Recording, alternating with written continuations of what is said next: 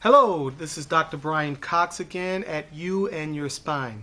Today we're going to talk about how should we sleep and how should we get up. There's so many different ways people get up out of bed, or so many different ways people sleep.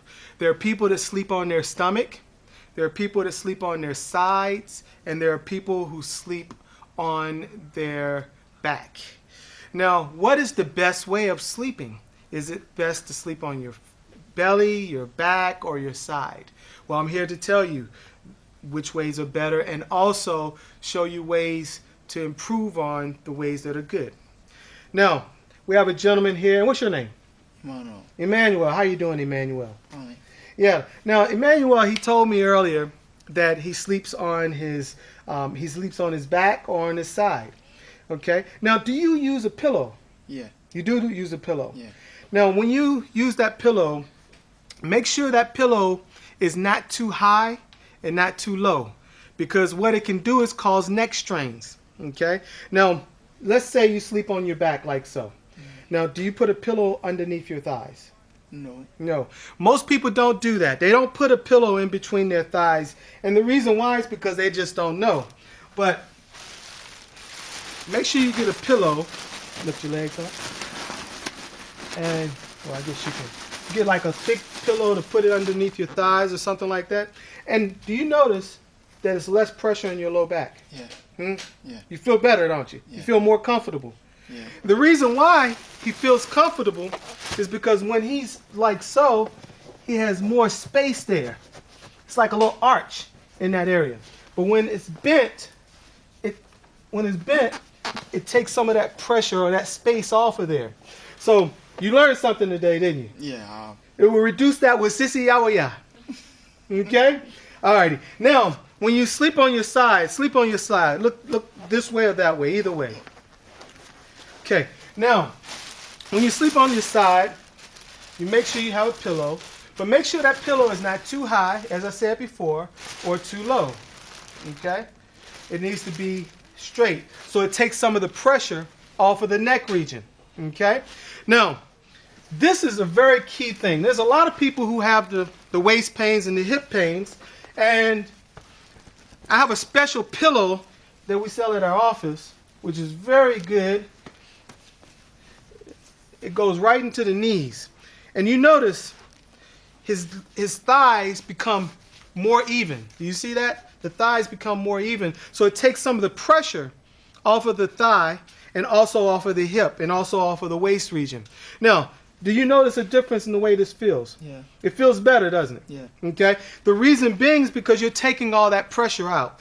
In fact, you know, unless you are married, you need to have this in your thighs at all times. So are you married? Yeah. You're married? Yeah. Okay, so I understand. He's married. So I understand if he does not have the pillow in between his thighs at all times. But for those of you who are not married, pillow needs to be here. Okay. All righty. Now, sleep on your belly for me. Now, a lot of you may sleep on your belly, but that's not the best way to sleep. The reason why is because it can cause waist problems there. It puts an arch in that area. And make sure you get a bed that's firm. You don't want a bed that's too soft. You want to have something that's firmer, a firmer type of bed. Now, lay on your back again for me, sir.